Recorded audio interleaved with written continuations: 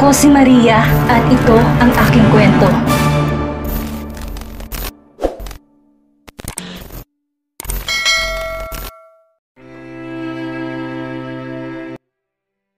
Plan to buy this company.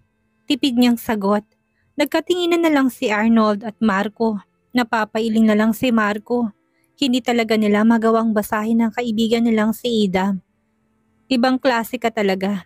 Kaya pala parang wala kang pakialam. Plano mo palang bilhin ng kumpanyang ito. Paano mo yun magagawa kung mas malaki ang kumpanya ng lolo mo kaysa sa kumpanya natin? Kuryosong tanong ni Arnold. Pwede ko namang isa-isahin na bilihin ng shares ng mga board of directors.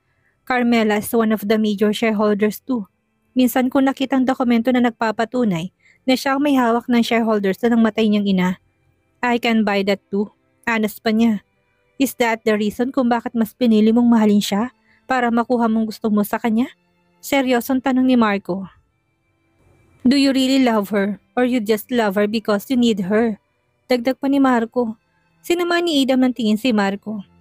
I love my wife, you jerk. Of course. At first I just need her because of her shares. Siguro naman ay isa lang ang pangarap naming dalawa para sa pamilya namin. Sa mga anak lang din namin yun mapupunta. Ang mga negosyong pinapatayo ko. Anas niya. Napakibit-balikat na lang si Marco. Kamusta na nga pala yung pinapagawa ko sa inyo? May usad na ba? Pag-iiba niya sa usapan. Lahat ng mga abandonadong building at warehouse dito sa buong Maynila ay pinupuntahan ko na. Sinabi ko naman kay detective na linisan na nila yung buong lugar para siguradong wala silang maiwan na sulok ng sa ganon. Mahanap ang USB na sinasabi mo. Ano bang meron sa USB na yon? Gaano ba yung kahalaga para hanapin mo pa? Halos 2 linggo na rin ang paghahanap nila sa USB. Lahat ng mga abandonadong building at warehouse sa Manila ay pinapuntahan nila para masigurong mahanap ang USB na kailangan ni Carmela. Carmela need that. Hindi ko rin alam kung anong laman ng USB na yon, pero siguradong makakatulong yun kay Carmela para makuha ng hustisya ng kailangan niya. Nagsalubong ang mga kilay ni Marco at Arnold. What do you mean? Kuryosong tanong ni Arnold. Naniniwala siyang hindi aksidenteng nangyari sa kanila noong gabing namatay ang mommy niya. Ang sabi niya, nakita niya noong gabing yun sa car accident scene ang stepmom niya. Sagot naman ni Idam. Namatay yung mommy niya sa aksidente? Mabuti at maswerteng nabuhay si Carmela. Anas naman ni Marco. Hindi namatay sa aksidente ang mommy niya. Sa hospital na ito namatay and she believed na doon na pinatay ang mommy niya using a drug. Natahimik na ang dalawa niyang kaibigan. Hindi nila ma-imagine ang mga nangyari sa buhay ni Carmela. Kung ganun, marami ka nang nalalaman kay Carmela. Siguro naman wala ka ng lakas ng loob para dumagdag pa sa mga taong tumaydor sa kanya. Hindi ko pa siya kilala personally, but I feel that she's a nice person. Wika ni Marco. Tatraydorin ko pa ba siya? May kambal na kami at ayaw ko namang maghati pa kaming dalawa sa oras para makasamang mga anak namin. Nakangiwing wika ni Ida. Maswerte ka pa rin kupal no, akalain mo yun, may anak ka na kaagad. Ang galing din kumilos ng tadhana, hindi ba?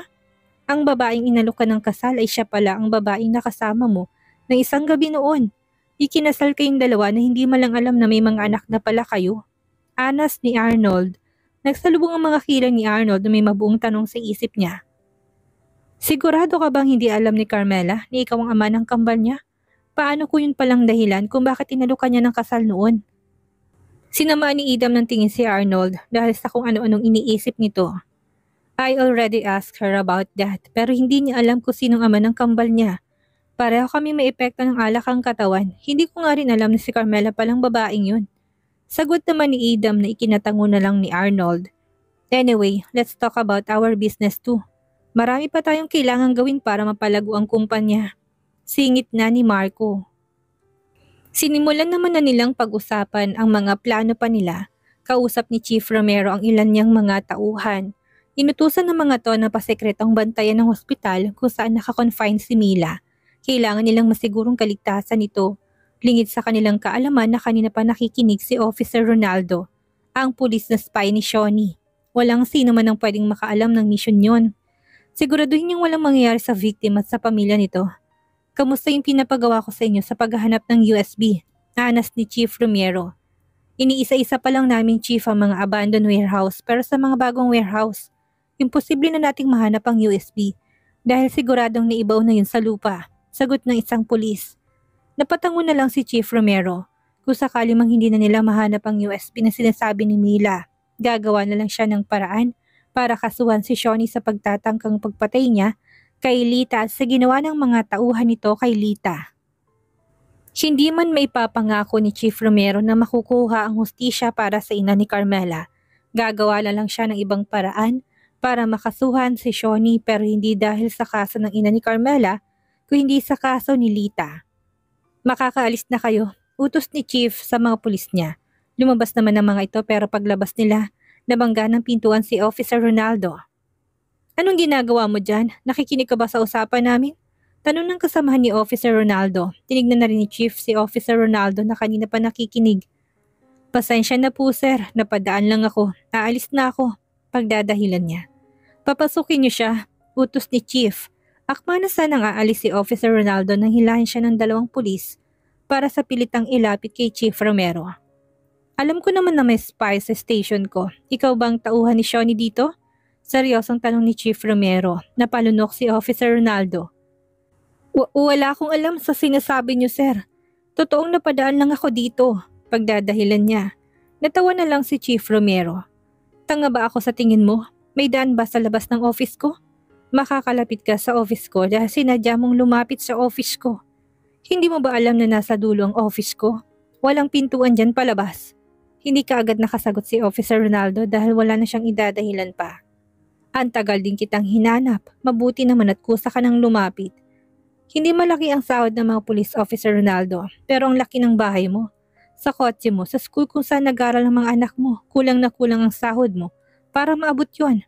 Bibigyan kita ng pagkakataon para manatili sa pwesto mo, officer. Itigil mo ng pagtatrabaho kay Miss Shawnee. Motoridad na saad ni Chief Romero, napalunok lang si Officer Ronaldo. Hindi na makapagsalita. Kilala mo kung sinong kinakalaban mo. Mamili ka. Ititigil mong pagtatrabaho mo kay Shawnee? O balang araw mawawala ka sa serbisyo mo? Festejo at Hidalgong pilit mong kinakalaban. Hindi ka ba natatakot? Dagdag pa ni Chief Officer. 1 linggo nang naghihintay si Shawnee kay Officer Ronaldo pero tila ba iniwasan siya nito. Hindi niya na rin matawagan ang number niya. Sa inis ni Shawnee, tinapon niyang hawak niyang cellphone sa kanya, hinilot ang sentido niya. Pinapakalma ang sarili. Nang makita niya si Marvin na nilampasan lang siya, hinabol niya ito. Marvin! Tawag niya dito pero hindi siya nilingon ni Marvin. Dire-diretsong pumasok si Marvin sa office niya. Sumunod naman sa kanya si Shawnee na hindi pa rin may pinta ang muka dahil sa pinaghalong galit at inis. 2 gabi kang hindi umuwi tapos lalampasan mo lang ako na para bang wala kang ginawa? Saan ka nang galing? Hindi ka man lang sumasagot sa mga tawag ko. Hindi mo rin sinasabi sa akin ang mga plano mo. Ano bang nangyayari sa'yo? Sunod-sunod na tanong ni Shawnee. Tila pagod namang naupo si Marvin sa kanya, blangkong tinignan si Shawnee na tila bulkan, napuputok na sa galit. Pagod ako, Shawnee. Pwede bang bigyan mo muna ako ng oras para magpahinga? Wala akong ganang makipagtalo pa sa'yo. Walang gana niyang sagot. Hilaw naman na natawa si Shawnee. At kailan ka pa sumagot sa akin ng ganyan? May ginawa ba ako para tratuhin mo ko ng ganito? Tinignan ni Marvin si Shawnee. Simula nang malaman kong pangpahinang gamot ang pinapainom mo sa akin, I can't believe that I trusted you more than my own daughter. You wish? Usal ni Marvin sa isip niya. Sagutin mo ako, huwag mo kong titigan. May di inawigan ni Shawnee. Ipinilig na lang ni Marvin ang ulo niya at itinoon ang paningin sa laptop niya. Ano pa sa tingin mo ang ginagawa ko? Marami akong inasikaso para sa kumpanya. Kailangan ko pa ba talagang sabihin sa'yo lahat ng mga gagawin ko? Of course, yun naman talagang ginagawa mo simula na magsama tayo. Yun ay dahil mahina pa ako, pero hindi ko na kailangan sabihin sa'yo lahat dahil kaya ko namang kumilos. Malakas na ako. Salamat sa mga gamot na pinapainom mo sa akin. Thank you for taking care of me. Alam kong napapagod ka na rin at ayaw kong idagdag mo pa ako sa isipin mo. Malambing na saad ni Marvin. Hindi pwedeng makahalata si Shawnee na unti-unting nagbabago si Marvin. Tila nawala naman ang galit ni Shawnee pero nagtataka siya kung paanong lalong lumalakas si Marvin. Ngayong pinapalitan niyang laman ng mga gamot at vitamins nito. Wala na ba talagang epekto kay Marvin ang mga gamot? Sino pa bang mag-aalaga sa'yo kundi ako? Ako lang ang may pakialam sa'yo. Yung anak mo, porkat naging festeho na, akala mo kung sino sa mataas na posisyon. She's not respecting you anymore. Kaya hindi ko maintindihan kung bakit kailangan mo pa siyang pilitin na kausapin ka at magkaayos kayo. Patuloy na paninira ni Shawnee kay Carmela. Hindi makapaniwala si Marvin na nagawa niyang ipagkatiwala noon si Carmela at ang kambal nito kay Shawnee. Masyado siyang nabulag. Akala niya ay si Shawnee ang tunay niyang kakampi, pero ito pala ang totoo niyang kalaban. Paano nagawa ni Shawnee na talikuran siya? Binigay niya naman lahat ng gusto ni Shawnee, kaya ano pa ba ang kulang? Gusto ba nito na angkinin niya lahat ang buong kumpanya? Gusto ko munang magpahinga, iwan mo muna ako. Yun na lang ang sinabi ni Marvin sa kanya, ibinaba ang suave chair niya at ipinikit ang mga mata niya. Iniiwasan mo ba ako? Bakit ayaw mo sabihin sa akin ang mga pinaplano mo? Hindi mo na rin sinasabi sa akin ang mga lakad mo. Are you hiding something from me? Tanong na naman niya. Bahagya na lang na napabuntong hininga si Marvin, pero nanatiling nakapikit ang mga mata niya dahil sa pagod at puyat. I want to rest. Please, leave me alone. Pagod na wika ni Marvin. Inis na lumabas si Shawnee ng office ni Marvin. Kinuha niya na lang ang bag niya at pinuntahan si Officer Ronaldo sa station nito. Good afternoon, ma'am. Ano pong may tutulong ko sa kanila? Tanong kaagad sa kanya ng babaeng nasa front desk. Hinahanap ko si Officer Ronaldo. Nandyan ba siya? Diretso niyang sagot. Si Ronaldo. Isang linggo na siyang wala dito, ma'am. Nilipat na siya ng ibang station. Sagot ng babae. Nagsalubong ang mga kilay ni Shawnee dahil sa pagtataka. Kung lumipat pala ito ng station, bakit hindi man lang sinabi sa kanya? Papalabas na rin sana si Chief Romero. Kausap ang ibang mga pulis nang makita niya si Shawnee. Nilapitan niya ito at nagtanong, Miss Shawnee, anong ginagawa niyo dito? May i-report ba kayo? Tanong ni Chief Romero. Napataas lang ang kilay ni Shawnee. Alam niyang kakampi ni Carmela si Chief Romero. Wala naman. May hinahanap lang ako sa mga tauhan mo. Malaki ang utang sa akin pero mukhang tinakbuhan na ako. Matara niyang sagot saka umalis. Napapailing at napapangisi na lang si Chief Romero.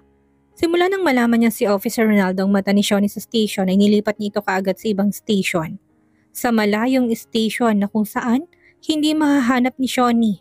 Pinunta ni Shawnee ang bahay ni Officer Ronaldo. Mahigpit ang hawak niya sa manibela dahil sa inis. Kapag nakita niya si Officer Ronaldo, talagang masasampal niya ito. Dahil hindi man lang ito nagsabi na inilipat na pala siya ng ibang station at hindi man lang ito sumasagot sa mga text at tawag ni Shawnee. Pagdating niya sa bahay ni Officer Ronaldo ay nakailang beses na siyang doorbell sa gate nito pero walang sumasagot. Ronaldo, lumabas ka dyan! Malakas ni sigaw ni Shawnee. Nang may makarinig naman sa sigaw niya ay nilapitan siya. Kung ang pamilya ni Ronaldo hinahanap niyo, isang linggo na silang umalis sa bahay na yan. Benenta na nila yan at umalis. Ang alam ko, nilipat siya sa ibang station. Anas ng kapitbahay nito. Alam mo ba kung saan siya nilipat? Yun ang hindi ko alam, ma'am. Pagkatapos na malaman ni Shawnee ay bumalik na siya sa sakyan niya at inisninampas ang manibela nito. Tinakasan na ba ako ng gagong yon? Papatayin talaga kita kapag nagkita tayo. Idadamay kong buong pamilya mo. Buisit! Stress na pumasok si Shawnee sa kumpanya. Ipinatawag niya kaagad si Manager Cruz. Habang naghihintay siya ay pabalik-balik siya naglalakad sa harap ng malaki niyang bintana. Makalipas ang ilang minuto ay dumating na si Manager Cruz. Ipinatawag mo raw ako, ani nito, mabilis naman siyang hinarap ni Shawnee. Nagawa mo na ba ang pinapagawa ko sa'yo? Tanong niya kaagad. Prente namang naupo sa sofa si Manager Cruz. Of course, don't worry, malinis ang lahat ng tinrabaho ko. Kalmado nitong Saad. Nabawasan naman ang galit ni Shawnee kaya kumalma na siya at naupo na rin. Mabuti naman kung ganon, anas niya. Tumayo si Manager Cruz para magtimpla ng kape nilang dalawa ni Shawnee. Alam kasi nito na problemado na naman ang boss niya. What happened? Pinagbabantaan ka na ba ni Carmela? Tanong niya habang nagtitimpla ng kape. Hindi ko pa siya nakakausap pero malaki ang pagbabago ni Marvin. Alam mo naman na hindi ko hawak ang dokumento ni si Carmela, ang tunay na shareholders ng kumpanya. Hindi ko rin alam kung totoo bang walang alam si Marvin kung nasaan ang dokumento na yon. Kailangan pa rin natin yun. Nahanapin para manatili sa akin ang kumpanya. Kapag hawak ko ang dokumento na yun, mapapaalis ko na si Carmela dito at walang magagawa si Marvin. Sigurado ako mas pipiliin ako ni Marvin kaysa sa sarili niyang anak dahil mas unang naging anak ni Marvin ang kumpanya kaysa kay Carmela. Ani ni Shawnee. Nang matapos magtimpla si Manager Cruz ay binigay niya isang kape kay Shawnee. Paano mo mababawi ang kumpanya kapag nakuha na ito ni Carmela? Seryoso pang tanong ni Manager Cruz. Ako nang bahala doon. Hindi ako mapapabagsak na isang katulad niya. Mayabang na saad ni Shawnee. Napatango na lang si Manager Cruz. Palabas na sana si Harley ng ospital nang makita niya si Shawnee nakalalabas lang ng isang OB clinic. Nagtataka siyang sinundan ito hanggang sa makalabas sila. Naalala niya sinabi ni Carmela. Akala ko ba nagpapanggap lang siyang buntis? Anong ginagawa niya sa clinic? Mahinang usal ni Harleen sa sarili niya. Sinundan niya ng paningin ng sasakyan ni Sofia hanggang sa mawala ito.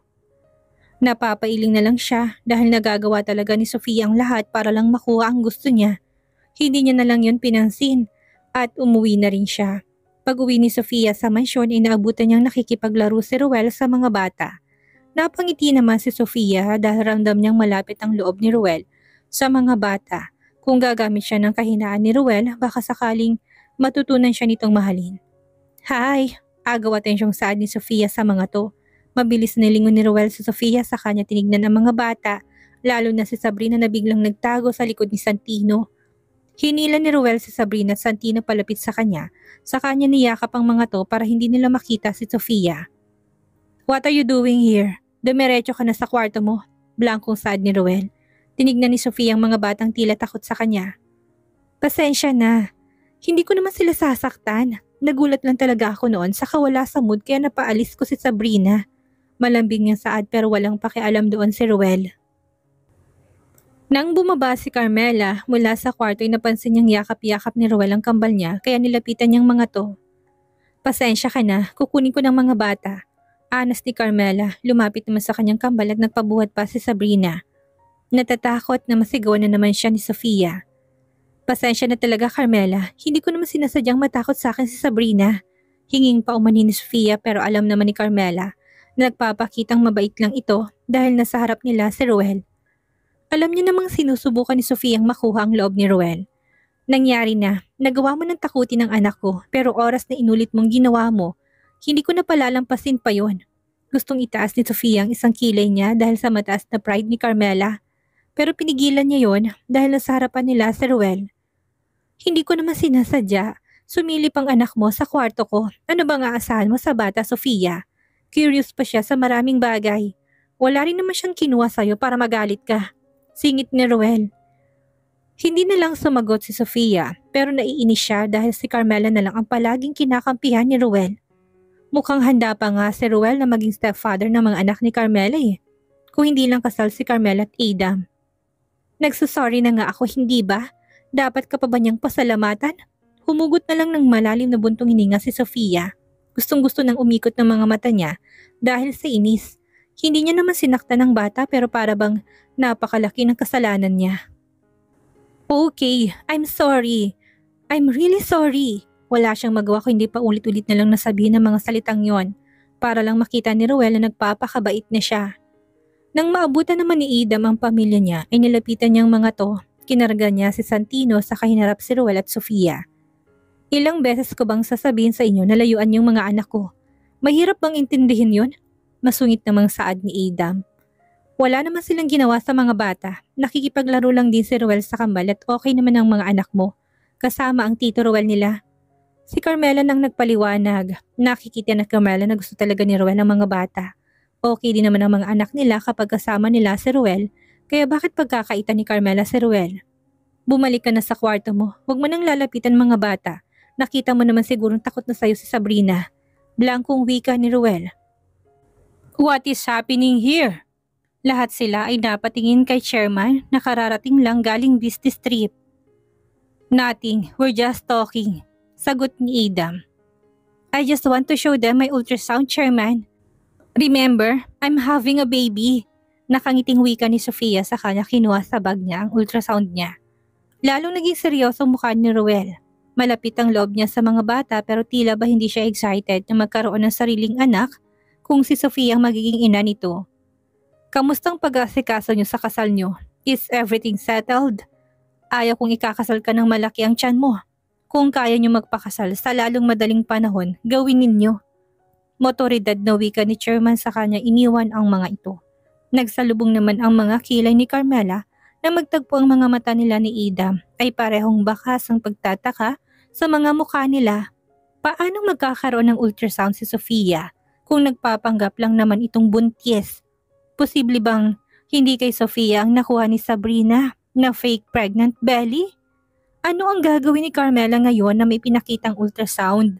Si Sofia, maituloy kaya ang kasal ni Sofia at Ruel? O magagawa itong pigilan ni Carmela? Yan ang ating aalamin sa susunod nating kabanata.